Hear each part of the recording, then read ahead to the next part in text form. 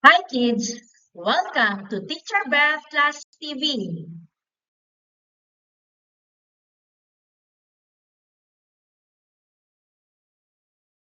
Ngayon ay ating tatalakayin ang paksang ang Heograpiyang Pantao ng Pilipinas. Sa araling ito, ating makikilala ang iba't ibang pangkat etniko na matatagpuan sa Pilipinas, lalo na ang kanilang mga katangian at pagkakakilanlan. Handa ka na ba? Bakit mahalagang malaman ang Heograpiyang Pantao ng ating bansa? Bakit kaya nagkakaiba-iba ang anyo nating mga Pilipino? Ang Pilipinas ay binubuo ng humigit kumulang 170 na etnolinguistikong pangkat o mga pangkat etniko na magkakaiba sa bansa. Ang bawat pangkat na ito ay may sariling dialekto, tradisyon, paniniwala at uri ng pamumuhay. Ano nga ba ang pangkat etniko? Ang pangkat etniko ay binubuo ng mga taong may iisang wika, paniniwala at kaugalian. Ang pangkat etniko sa Pilipinas ay nahahati sa dalawang pangunahing uri. Ang unang uri nito ay ang malalaking pangkat etniko o mayorya. Binubuo ito ng 90% ng lahat ng mga Pilipino sa ating bansa. Ang ikalawa naman ay ang maliliit na pangkat etniko o minorya. Tinatawag ding minoryang kultural o cultural minorities. Sila ang mga katutubong pangkat na naninirahan sa liblib na kabundukan o tabing dagat ng ating bansa. Bago natin talakayin ang iba't ibang pangkat etnikong matatagpuan sa bansa, ay pag-aralan muna ang kabuang bilang ng mga taong naninirahan sa bansa o ang populasyon sa kasalukuyan. Ano nga ba ang ibig sabihin ng populasyon?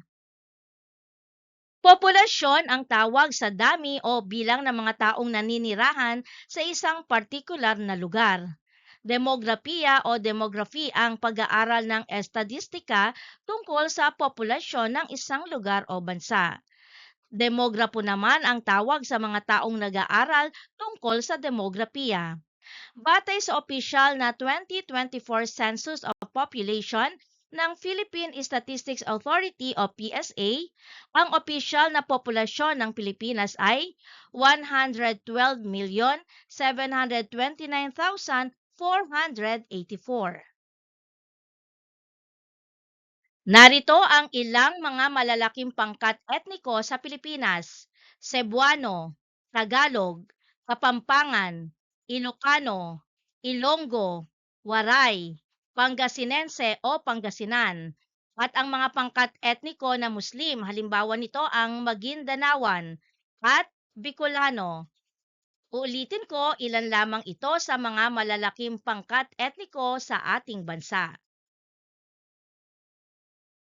Narito naman ang ilang mga maliliit na pangkat etniko sa Pilipinas: Negrito o Aita, Tingguian, Tagbanwa, Mangyan, Tausug, Ifugao, Ibaloy, Bontok, Kankanae, Tiboli, Meranao, Badjao.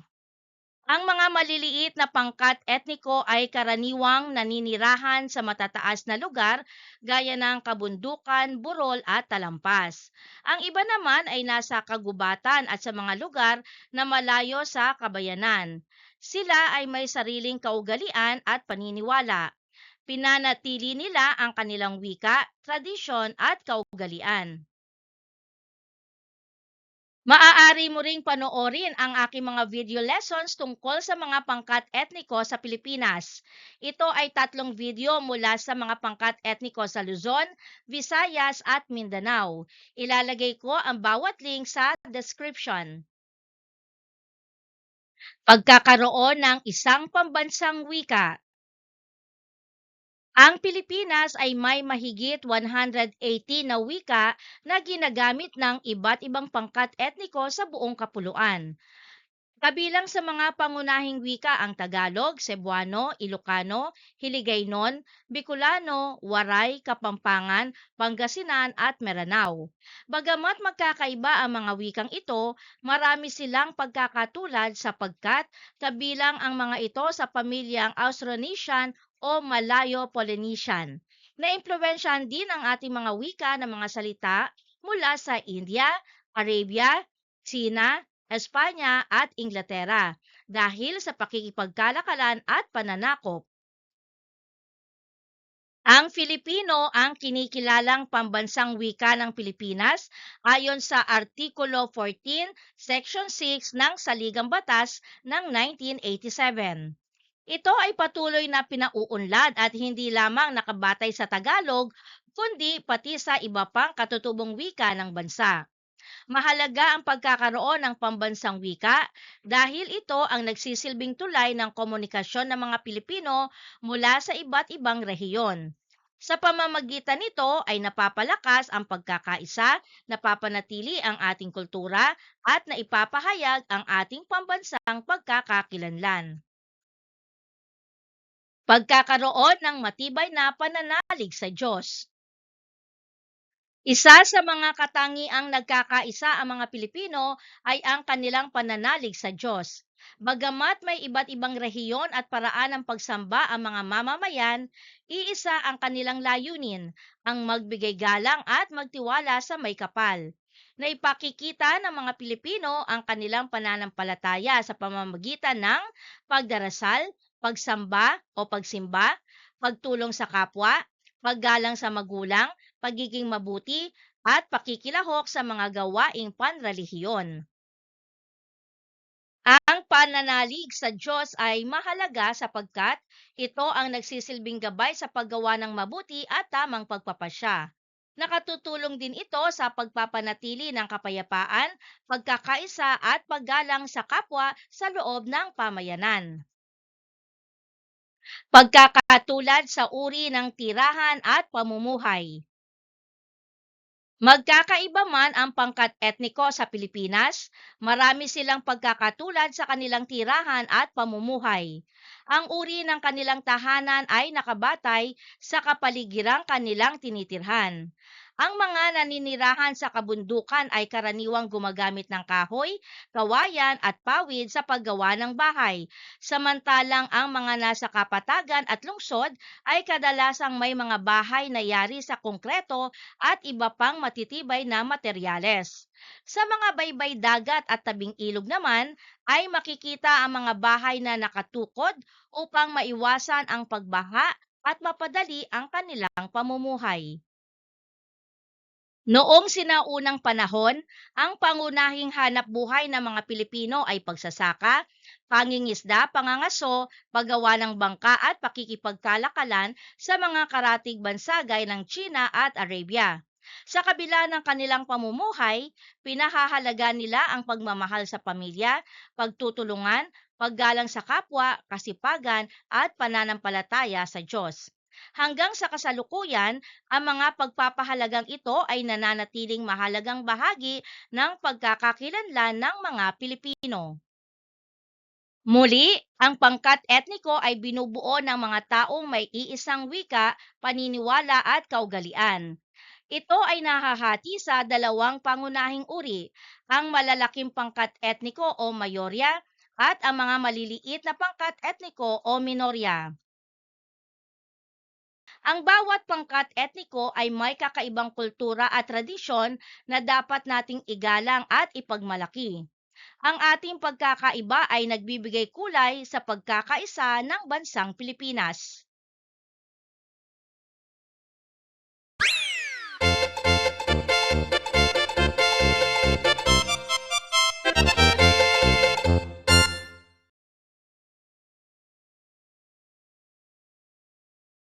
Tukuyin ang pangunahing pangkat etnikong inilalarawan ng mga pahayag.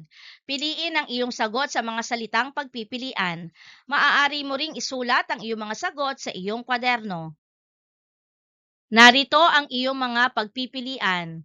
A. Cebuano, B. Bicolano, C. Ilonggo, D. Tagalog, E. Ilocano, F. Muslim, G. Waray, H. Pangasinan, I. Kapampangan. Narito ang mga pahayag mula sa bilang 1 hanggang 5.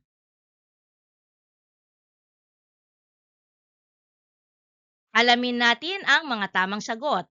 Bilang isa, kilalang-kilala sila sa kanilang katapangan kaya naman hindi sila nasakop ng mga dayuhan. F. Muslim. Bilang dalawa, ang pangkat etnikong ito ay matatagpuan sa mga lalawigan ng Albay, Masbate, Sorsogon at Catanduanes. B. Bicolano. Bilang tatlo, kilala sila sa pagluluto ng masasarap na pagkain at karamihan sa kanila ay matatagpuan sa gitnang Luzon. I. Kapampangan. Bilang apat, ang pangkat namang ito ay mula sa Samar at Leyte. G. Waray. Bilang lima, mahilig sila sa mga pagkaing maanghang at may gata at karamihan din sa kanila ay relihiyoso, magalang at mahuhusay sumayaw. Sila ang Bicolano, B. Para naman sa mga bilang 6 hanggang 10. Alamin natin ang mga tamang sagot. Bilang 6, sila ay may mataas na pagpapahalaga sa sarili at pamilya.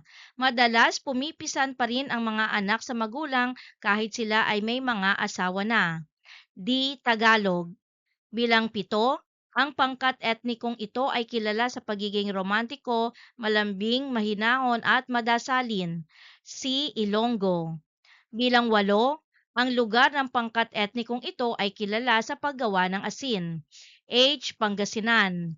Bilang 9, kilala sila sa pagiging mahilig sa kasayahan gaya ng sayawan at awitan. A. Cebuano. At bilang 10, sila ay madasalin, matitipid, at mahilig sa gulay at bagoong. Sila ang E. Ilocano.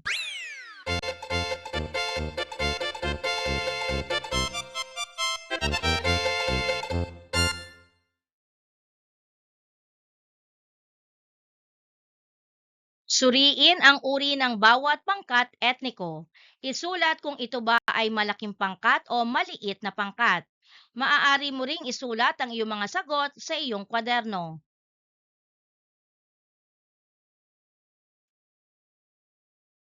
Alamin natin kung tama ang iyong mga sagot. Tagalog, malaking pangkat. Ilocano, malaking pangkat.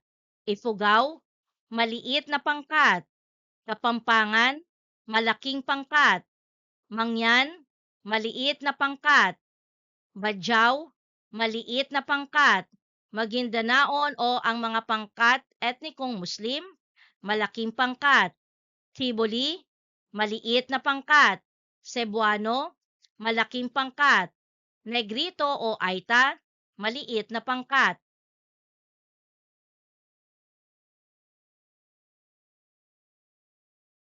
Alamin natin kung tama ang iyong mga sagot. Bicolano, malaking pangkat. Tingguian, maliit na pangkat. Tausug, maliit na pangkat. Pangasinense, malaking pangkat. Meranao, maliit na pangkat. Kankanae, maliit na pangkat. Ibaloy, maliit na pangkat. Bontok, maliit na pangkat. Waray, malaking pangkat. Pagbanwa, maliit na pangkat.